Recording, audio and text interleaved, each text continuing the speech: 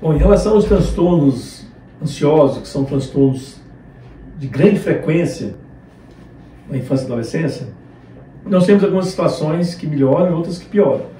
Se nós formos falar, por exemplo, de uma situação que melhora, temos que pensar no transtorno de separação, de ansiedade de separação. O que é isso aí? É a criança que tem uma dificuldade imensa de se distanciar dos pais, porque acha que algo pode acontecer com eles, né? E quando tem que ir para o colégio, é uma dificuldade imensa, né?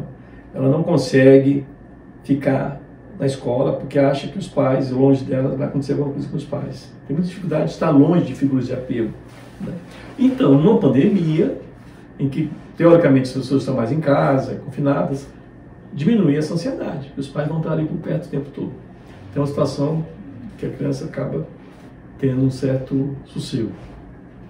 O transtorno de ansiedade social, que é aquela situação em que a criança, o jovem, tem dificuldade muito grande de ter performances sociais, apresentações em escola, diante de pessoas que ela não conhece, comer em público, qualquer coisa em que ela tenha que fazer, em que outras pessoas estejam avaliando ela, julgando ela, ela não consegue ter um bom rendimento, não consegue ficar bem. Então ela passa a ter falta de ar, o coração dispara, fica tonta, sua muito. Por quê? Porque ela se sente avaliada e ela, é uma timidez mais exacerbada ainda, né? O tímido, ele tem uma dificuldade de estar relacionando com as pessoas, né? Mas vai e faz as coisas do jeito meio sofrido, mas a coisa anda. O transtorno de ansiedade social, a pessoa não consegue, porque é muito difícil, né? É muito pesado para ela estar se relacionando em situações sociais em que ela não esteja muito bem reassegurada emocionalmente, né? Então, esse transtorno, uma situação também de confinamento, né, de pandemia, ela não vai ter esse estresse, porque não vai precisar estar em situações sociais, né, que estão paralisadas momentaneamente. Outro transtorno, então, que acaba havendo uma melhora nesse momento. Por outro lado, existe o transtorno de ansiedade generalizada, que é um transtorno em que a pessoa sempre está preocupada com alguma coisa, sempre tensa, sempre pensando em alguma coisa que ainda vai acontecer, né? É aquela pessoa que vai ter uma prova na semana seguinte no colégio, já está preocupada, se vai dar conta de fazer, tem um jogo de futebol da escolinha no fim de semana, já na segunda-feira já fica pensando se ele vai dar conta de fazer uma boa partida, se não vai dar vexame. Ou então uma pessoa também que fica preocupada com o futuro, sendo que o futuro ainda está distante, preocupada com a doença, com saúde, se os pais vão viver muito tempo, se ele próprio não vai pegar alguma doença, se vai conseguir ter uma vida profissional bem sucedida, sempre preocupado com alguma coisa. Isso é um transtorno de ansiedade generalizada. No caso da pandemia, dá para se imaginar que piora, né? Porque é a pessoa que vai ficar preocupada com a própria com a pandemia, pensando se ele vai adoecer, ou se o pai vai adoecer, se a mãe vai adoecer, o irmão vai adoecer, né? Se o avô, a avó também, né? Se o mundo vai acabar, se todo mundo vai morrer. A preocupação realmente com essas questões hoje mais urgentes na vida das pessoas, né? Que é a Covid-19. Então, esse transtorno pode piorar, né? Você tem outras situações, por exemplo, como e sem contar também que os adolescentes, por exemplo, que estão no segundo grau, principalmente os que estão no terceiro ano, com o Enem, com o vestibular chegando, os que têm esse transtorno de ansiedade generalizada, ficam mais tensos com a possibilidade de ir mal, né, nas provas, né, de ingresso na universidade. E também com o fato de que, como será a minha formatura? Vai ter a formatura, vai ter a festa, né? A famosa viagem, né, de formatura que é feita antes do final do ano, vai acontecer ou não vai? Isso é motivo também de estresse. Os portadores de crises de pânico, por exemplo, podem aparecer, né? Os que têm transtorno do pânico podem ter mais crises do pânico, né? Que a situação favorece. Você tem também o transtorno do estresse pós-traumático, que é um transtorno causado por um trauma que a pessoa vivencia, um trauma físico, e que faz com que essa pessoa possa ter mais adiante pesadelos, pode evitar situações que possam sugerir ou evocar o trauma que ela vivenciou, e a própria pandemia, então, pode gerar mais adiante, né, um TEPT, que é o transtorno de estresse pós-traumático, e que precisa ser também bem monitorado. Você tem a depressão, que infelizmente hoje a depressão é a doença aí do século, a doença que está vindo aí para ser a que mais vai dar disfuncionalidade laboral, né? Ou seja, que mais vai levar a absenteísmo no mundo todo, né? Mais até do que doenças cardiovasculares. Então, a depressão, ela, nesse momento agora, os que têm a depressão já diagnosticada, podem piorar essa depressão por toda essa situação mórbida, né, que vivenciamos, ou pode também, aquele que não tem depressão, ele pode cair numa situação de depressão, né, por conta da sua fragilidade emocional, do estresse vivenciado. Então, é importante os pais estarem observando os seus filhos, né, se eles mudam o comportamento, se eles estão mais quietos, às vezes dormindo com mais dificuldade, com insônia, comendo menos, mais irritada, mais agressiva, né? É importante ver se aquilo lá não pode ser reflexo, né, de uma convivência com a pandemia muito tensa, né? Isso é importante não ser negligenciado em casa, ok? A insônia, né, ela pode vir por conta disso aí, como eu já falei, né, da depressão, a insônia, ou ser isolado, não correlacionar necessariamente com insônia, com depressão, ser um sintoma isolado que pode aparecer, né, na criança, no jovem, que antes dormia bem, que passa a não dormir por conta de preocupações. Você tem também, dentro desse espectro de transtornos que podem se agravar, nós temos o transtorno bipolar, que é um transtorno cada vez mais frequente e de muita gravidade, e que se caracteriza basicamente por alterações de humor, né, nos polos mais de alegria, euforia, exaltação, agressividade, irritabilidade, e o outro polo de depressão, né, de tristeza acentuada, e que nesse momento de pandemia você pode ter um agravamento, né, dessa irritação, dessa agressividade, e que pode gerar situações de grande tensão emocional, né, evoluindo para tempestades afetivas, que é o momento mais grave, né, que pode acontecer no transtorno bipolar. E é importante que o transtorno bipolar seja muito bem, para aqueles casos em que já existe um diagnóstico firmado e um tratamento em curso, é muito importante que o tratamento não seja interrompido durante a pandemia, ok? E principalmente porque o transtorno bipolar hoje é a maior fonte de suicídio no mundo, certo? Grande parte dos suicídios ou tentativas de suicídio tem a depressão como causa, e a depressão bipolar como a causa principal, né?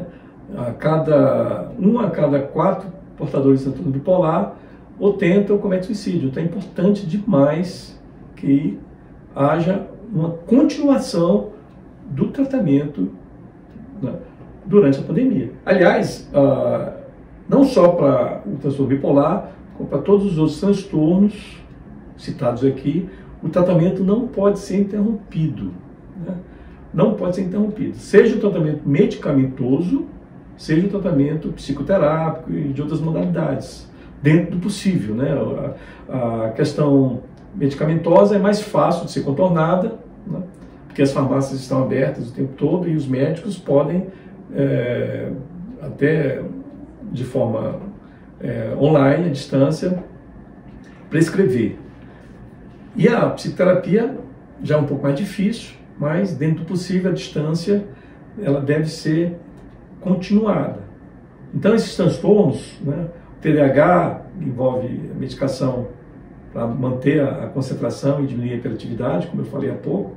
É importantíssimo também que não haja interrupção. Ainda mais que o TDAH ele se baseia muito na abordagem medicamentosa para o seu tratamento. O autismo, por exemplo, o autismo já é um pouco diferente. O autismo ele tem uma tendência a se isolar, não ter contato com as pessoas, né? O que caracteriza o autismo é essa questão de dificuldade de socialização, de comunicação e apegos a rotinas e a comportamentos repetitivos, né? Então é de supor que durante uma pandemia, com a diminuição das demandas sociais, das interações sociais, o autismo ele fica menos sobrecarregado, né, dessa demanda. E isso faz com que ele até fique mais relaxado, certo? Por outro lado, pode agravar. Por quê? Porque como ele tem um apego a rotinas, né, ele tem uma inflexibilidade muito grande em relação à mudança de cotidiano, com com o coronavírus, essa rotina foi desorganizada, foi mudada. Isso pode gerar tensão no portador de autismo. O autista ele fica, talvez, principalmente no começo, né, da pandemia, ele fica mais tenso, ele pode ficar mais ansioso, né, e agressivo, porque a rotina que ele estava acostumado foi desarrumada.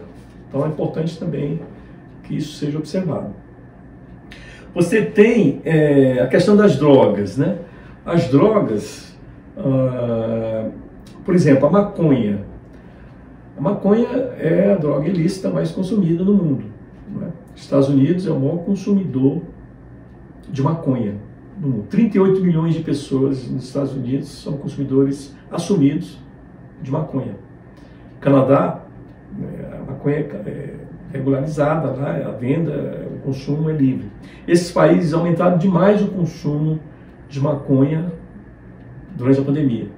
No começo dela, no início do ano, as pessoas ficaram com medo de diminuir o acesso à droga, então muitos compraram e estocaram maconha em casa, para que não tivesse a falta dela, né?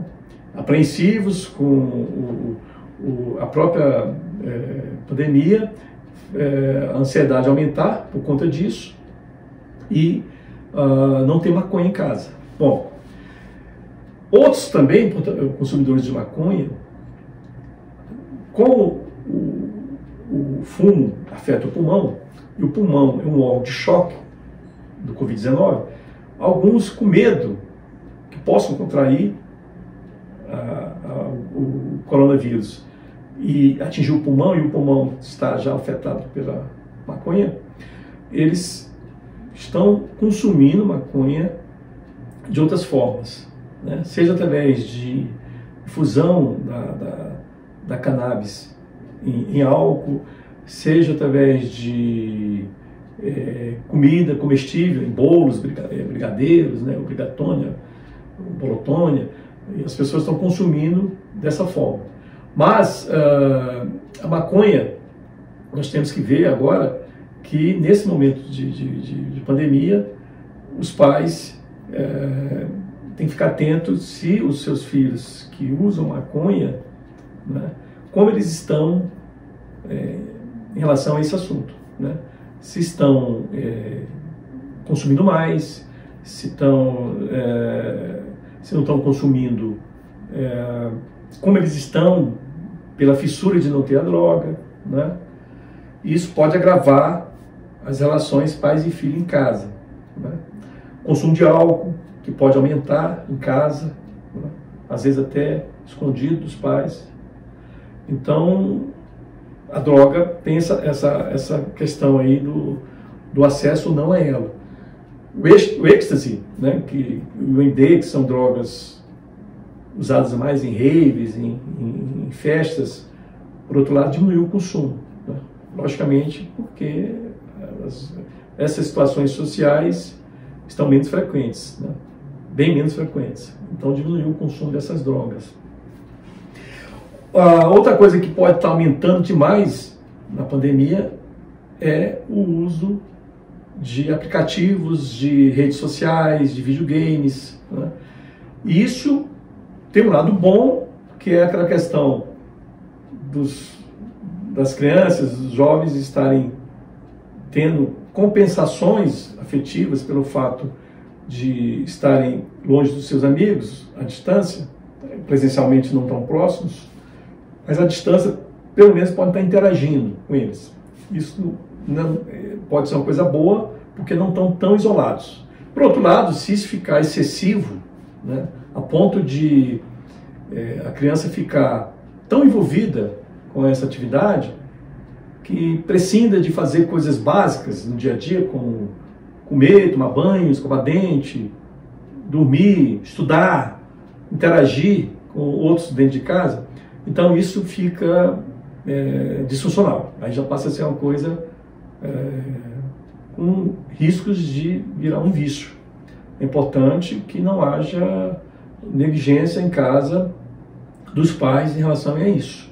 Tem que ter, dentro da rotina estabelecida em casa, né, de estudar, de fazer atividades domésticas, de contribuir nas atividades do dia a dia, é importante que também, na área de lazer, essa parte aí seja contemplada dentro de um limite, de um regramento, né? Precisa haver assertividade dos pais em relação a isso também, né? Bom, foi feito essa questão dos sintomas, né? Foi feito um estudo na Espanha, na região de Alicante, com 431 pais e filhos. E desses 431 pais e filhos, 90% deles relataram sintomas de falta de concentração, ansiedade e irritabilidade. Quer dizer, é um número muito expressivo. Isso mostra a importância dos tratamentos estarem sendo observados, né, com mais disciplina. Foi feito também, eu tenho observado isso na minha clínica pessoal e conversando também com colegas e lido alguma coisa a respeito, que coloca o que as crianças mais sentem falta hoje na sua rotina são dos avós, né? Os avós cada vez mais são figuras importantes na vida das crianças, né? E eles estão agora, nesse momento, sentindo muita falta desse contato. Depois vem bola, ar livre, brincadeiras no parque, né? Interações fora de casa. A importância, então, de você estar suprindo em casa outras possibilidades lúdicas para essas crianças. É muito importante agora nós falarmos do papel da escola, tanto durante a pandemia como pós-pandemia. Durante a pandemia, no sentido de estar suprindo o ensino à distância o melhor possível, né, dentro das circunstâncias atuais. E não só de transmissão de conteúdos, mas também os próprios professores funcionarem como elementos de reasseguramento emocional para os seus alunos, nesses momentos em que eles estão passando conteúdos. E pós-pandemia, é importante também que as escolas se preparem para receber os seus alunos da melhor forma possível. Como essas crianças vão chegar para a volta às aulas? De que jeito, psicologicamente? Como também estarão os professores nesse processo, psicologicamente falando? As escolas precisam estar atentas a esse lado também. As crianças vão chegar um tanto quanto confusas. Por quê? Porque vão imaginar que a volta às aulas seja a volta à normalidade. só que vão chegar dentro de um novo normal, não é isso? Você vai ter regras sanitárias que vão continuar, né, ao longo dos meses. Provavelmente, distanciamento maior entre as carteiras, dentro de sala de aula, o contato físico com os professores e com os colegas vai ser um contato um pouco mais assim controlado. Você vai ter uso de álcool gel, provavelmente vai ter até situações de máscara. Isso vai deixar as crianças um tanto quanto confusas, né? Por quê? Porque aquele luto que elas tiveram que elaborar de perda do contato com os seus coleguinhas, seus professores, que aparentemente estava sendo devolvido para elas chegam e não vão encontrar essa realidade, né, como era antes, vão encontrar outra realidade, como se fosse uma distopia moderna, né, vamos dizer assim. Então é importante que as escolas estejam preparadas para trabalhar essas questões com os pais até previamente ao retorno dessas crianças. E que os professores também sejam amparados nas suas demandas emocionais. A Finlândia tem um projeto pedagógico muito interessante, né? Elas têm uma proposta de projetos, uma coisa assim de muita envergadura, mas é uma realidade ainda muito distante do nosso dia a dia aqui no nosso país. E a escola deve fomentar mais agora esse diálogo com os pais, cada vez mais, né? Precisa haver uma conexão e com as equipes de saúde mental, né? Eu diria assim que agora nós estamos no momento da pandemia que chegou a onda, nós tivemos a onda dos epidemiologistas, dos infectologistas, né? E agora nós estamos chegando na onda dos psiquiatras, psicólogos, dos profissionais de saúde mental, que vão provavelmente ser mais demandados no dia a dia. E aí que as escolas precisam estar inseridas nesse contexto, né? A saúde mental infanto-juvenil, ela, para funcionar da melhor forma possível, ela tem que estar amparada no tripé saúde mental, pais, família, pais, escola, para que a coisa tenha um alcance muito mais amplo. E aí as escolas precisam estar conectadas com os profissionais para que nesse momento pós-pandemia as coisas sejam da melhor forma possível atendidas do ponto de vista emocional. Foi feito um estudo em 1943, Anna Freud, que é a filha do Freud, que também era uma psicanalista muito famosa, ela fez um estudo em que ela acompanhou crianças que em 1940, em Londres e em outras cidades da Inglaterra, cidades grandes, várias crianças em 1940, 39, 40, no começo da guerra, Segunda Guerra Mundial, essas crianças tiveram que ser, muitos pais, com medo que bombardeios, né, atingissem seus filhos, levaram essas crianças para o interior da Inglaterra para serem adotadas por famílias, né, desconhecidas, mas famílias que iriam receber essas crianças e adotá-las. Então, foi feito um estudo em que se comparou, em 1943, 3 anos depois, crianças que tinham ido para esses lares adotivos com crianças que tinham ficado com seus pais.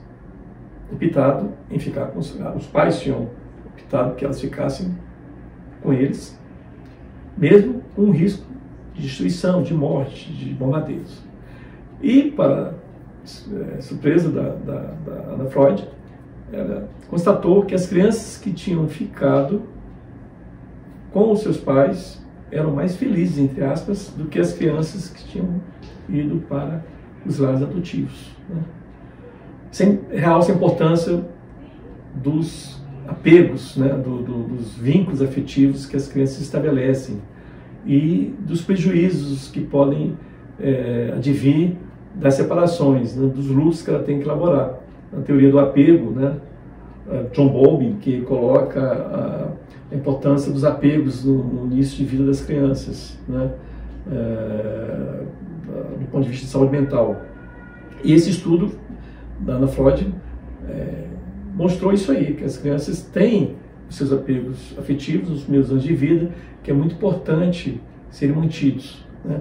E, de certa forma, você tem, nesse momento agora, situações em que as crianças tinham seus vínculos afetivos, que era a escola, professores, amiguinhos, isso tudo foi cortado abruptamente, né, por conta da doença, da epidemia, e que tem que ser visto como elas vão reagir no retorno às aulas. É importante, essencial que haja um trabalho conjunto, então, das escolas, com os pais e com profissionais de saúde mental, né? A criança, ela é muito atenta ao ambiente, ela fica sempre conectada, o adulto não pode negligenciar a capacidade de observação da criança.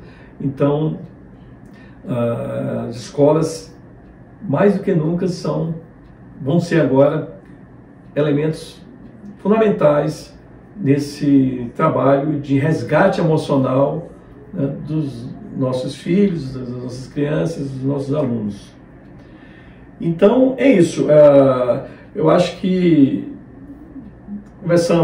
deu para conversar um pouco sobre esse assunto. Espero que tenham tido uma boa percepção de como nós podemos trabalhar emocionalmente os nossos filhos nesse momento agora, e pensar que uma geração pandemia pode estar vindo pela frente, mas